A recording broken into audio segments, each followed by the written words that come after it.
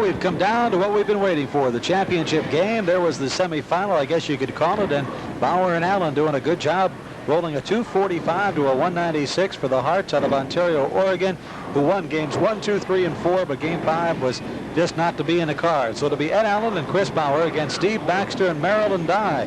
And Baxter and Dye are bowling out of the Talbot Lanes in Caldwell.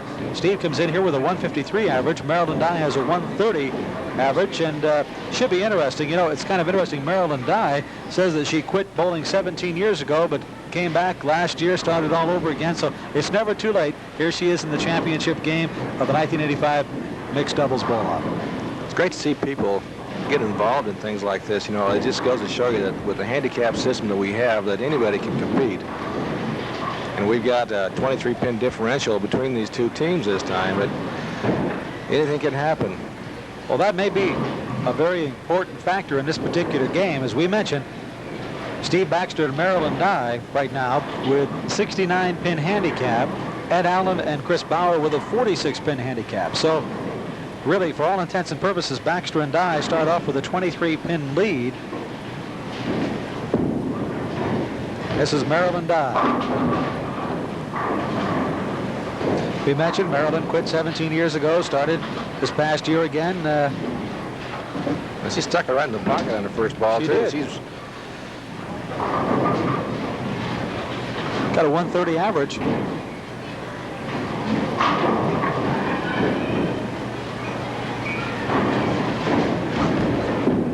Marilyn says she likes the sense of confidence that she gets from this game. Bowling's a terrific game. They're just a lot for a lot of people. It's a great social game, and plus the competition's there if somebody wants it. Again, remember that open frame right there by Marilyn Dye is certainly not going to help the Baxter Dye team, but with a 23-pin advantage and a handicap, it may not hurt them as bad as it normally would. Nice ball for Chris. She's coming on strong, isn't she? Oh, she throws the ball real well. She's just good direction, good rolling ball. She's been bowling for 5 years, and as we mentioned, carries a 154 average in the tournament, but normally carries a 165 average overall. So she's been bowling just a little bit down during the tournament. Nice cover. Chris has worked hard at her game. She practices and bowls a couple leagues. Well, there's a lot of strategy in this, and of course, usually what you do is you take your bowler with your lower average and let them bowl the odd number frames, and take your bowler like Ed Allen right here, who's got a little higher average than Chris, and let him go ahead and bowl the even numbers. That gives him the chance to bowl the 3 balls in the 10th frame. 10-pin stays on him as Chris looks on. It's another nice ball for Ed. He's been right around the pocket all day. He was right in there again. Gets a lot of action around the 10, but nothing hits it. The other strategy, I think, really at this point here in the championship game that you got to be thinking about is that Ed knows that he's down 23 pins to start with because of the handicap. You can't really let that bother you too much. You just have to go out there and knock the pins down and let the handicap take care of itself. But it's hard when you look up there and they leave an open frame and they're 78 and you leave a spare and you're 65. He's right on it. But they've cut it down, 10 pins. They've cut that handicap down to 13 pins. Now we get a look at Steve Baxter. Steve was throwing the ball really well in practice. Steve is out of Notice, Idaho, and again bowling out of the Talbot Lanes in Caldwell.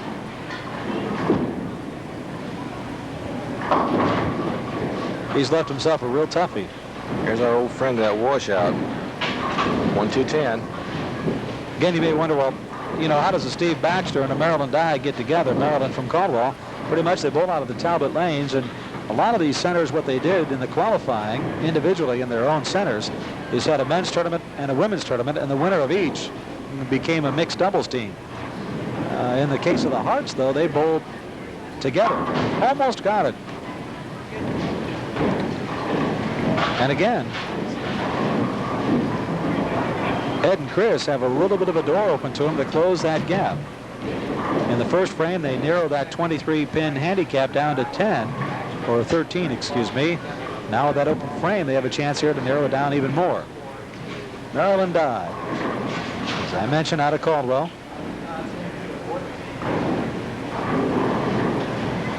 This is virtually an even match right now. The two open frames. Boy, that Maryland, she's right around the pocket. They've been waiting here all day long. They've been here 2 hours ago. They've sat there and they've watched the first 5 games.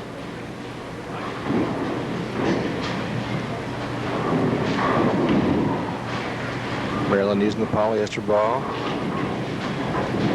Nice little 4-step delivery. Looks like she's on it. Good shot. She checked down, as you saw. She had a little slide at the end of her approach, and she looked down at that foul line, and she was really very close. Watch the very end. I don't think you can pick it up, but she looked down. She backed up a little bit. Not the approach I don't think she wanted.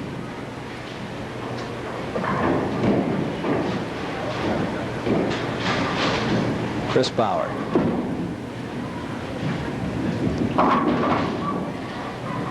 She slid off on that Brooklyn side, and a good thing she did, because she, for a while there, was headed right for the head pin. Now, this could have been a lot worse. She was really deep in it. It's a good count for where she hit.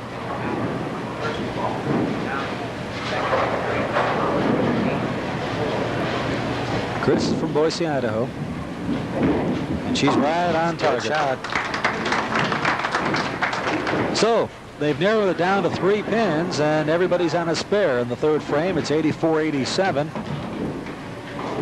It's the difference in those open frames. You know, Ed and Chris have only had 1 open frame in this game and a half.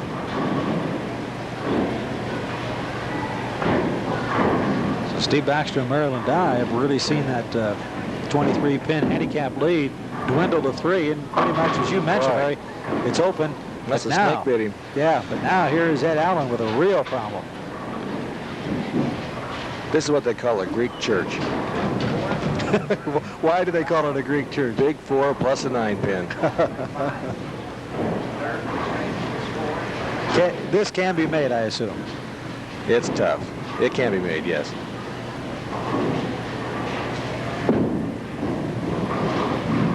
Oh, that hurt. That really did. Most of the time in those poor count splits like that, you're really better off just to try to get the count on that second ball. I don't know if Ed was really going for it or not, but that's the way you have to make it. You have to bounce that 6-pin off the 9-pin into the other 2. So you can almost cut it too close, because by going for it, you end up getting 1 instead of 3 or 4. Right. There's a nice one. Oops, I thought he was going to, that ball just started the hook and then it just sailed. Well, you heard Maryland just yell over, "Hey, Steve, pick it up." Because right now they need everything they can get. Really, with that big problem that Ed had on that last ball, it has opened the way just a little bit.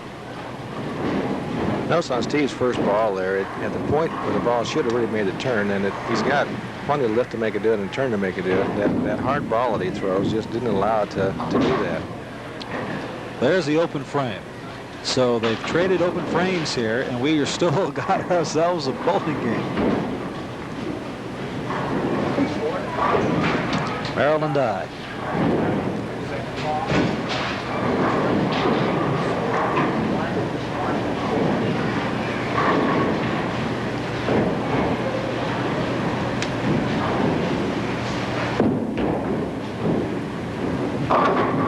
That's a good shot.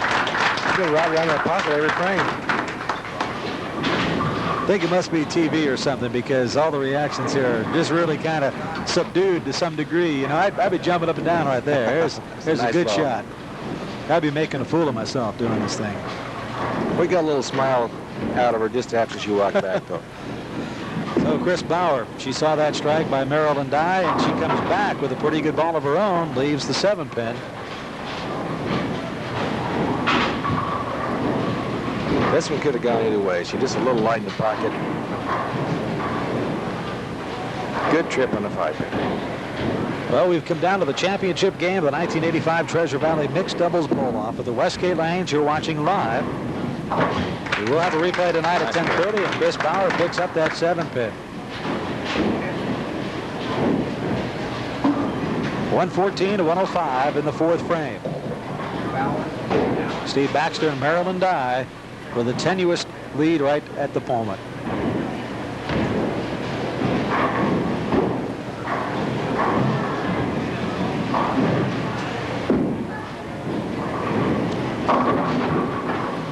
Again, he got more out of that than I thought he would. It was real light. He got a good carry out of it.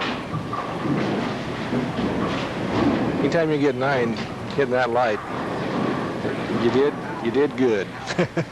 Or you got lucky. One of the two. It rolls a real low tracking ball. It's almost a spinner type ball, but his speed control is quite good. It's a nice swing. No doubt about this one from the time it left his hand. I really appreciate guys like Ed who spend that much time with the junior bowling program. He just has done a really fine job with the kids. So Steve Baxter from Notice out of Talbot Lanes in Caldwell.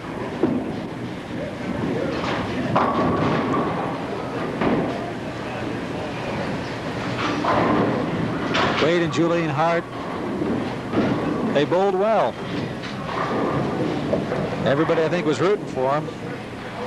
They won first game, second game, third game, and fourth game, and were out of it in the fifth game.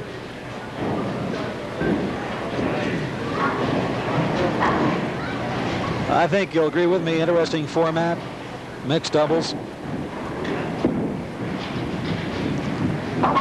That 4-6 is pretty tough. Well, like you said, really, Steve basically went for the count. Shoot for 9. Shoot for 9 and hope for the best. Hope that the other team can falter just a little bit. Maryland Dye, she had a strike the last time, threw it right down the center.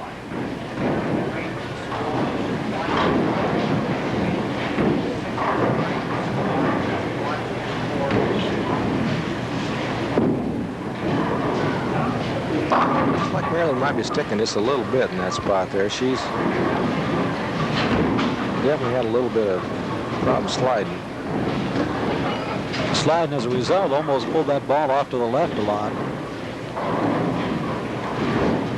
Kind of tough to throw that ball down the alley when you're trying to maintain your balance.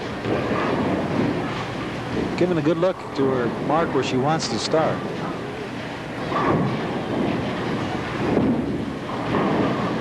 Pushed it.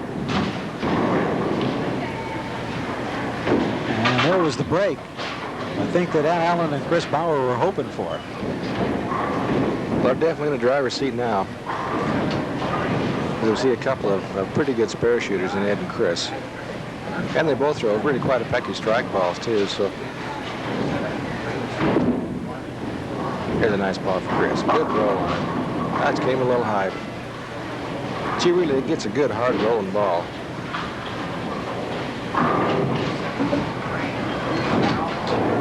Well, it's 141 to 142. Ed and Chris down just a little bit. Excuse me, 149 to 141. Ed and Chris down by 8. So it's still. There's a good spare. Nice cover. That's really going to help him out.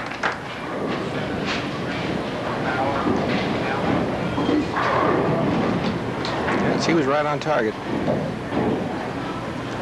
Now, Ed Allen.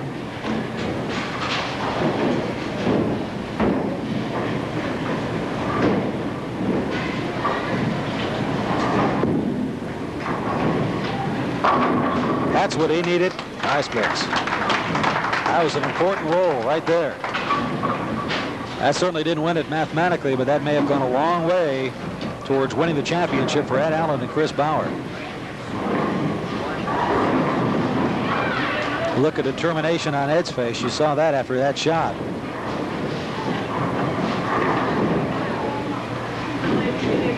You can see through our scoreboard, they've taken the lead. There's what a nice comeback by Steve Baxter.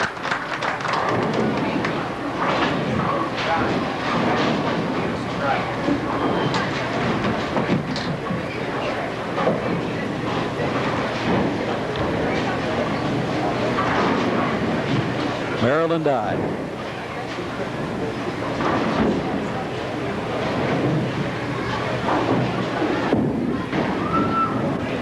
Now she tucked that one a little bit too.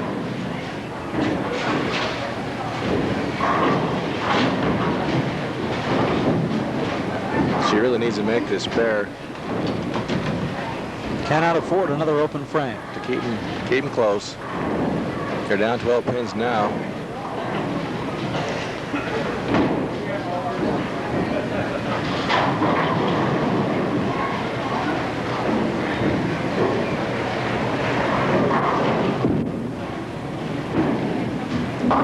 Just slid by the right. Well, that may have done it. Open frame there. Of course, Chris Bauer up in the 9th for her team, and Ed Allen will bowl in the 10th frame.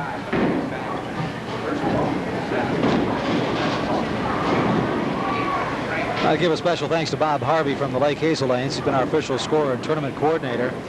Bob's done a good job. Bob Harvey, Lake Hazel Lanes, thank you for your help. And don't forget, we've got a tape delay tonight at 10:30. If you didn't catch any of our action today or just tuning in and would like to catch it, 10:30 tonight.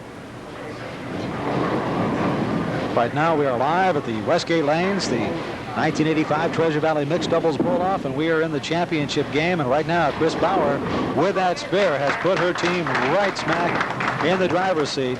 Ed Allen in the 10th frame can wrap up this championship for the team of Allen and Bauer. Just a decent count will do it for him.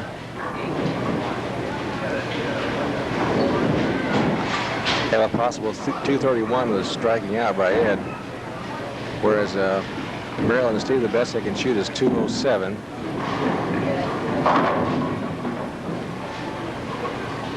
So an important spare coming up right here. See Ed checking the scoreboard overhead. Well, he needs to pick this spare to shut him out.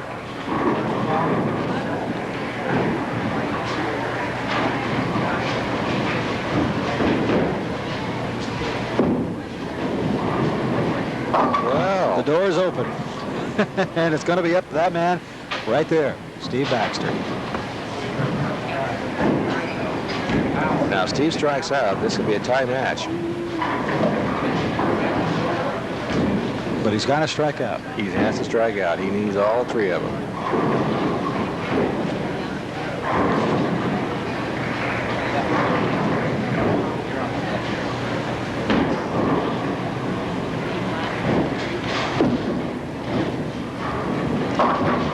Well, that takes care of it.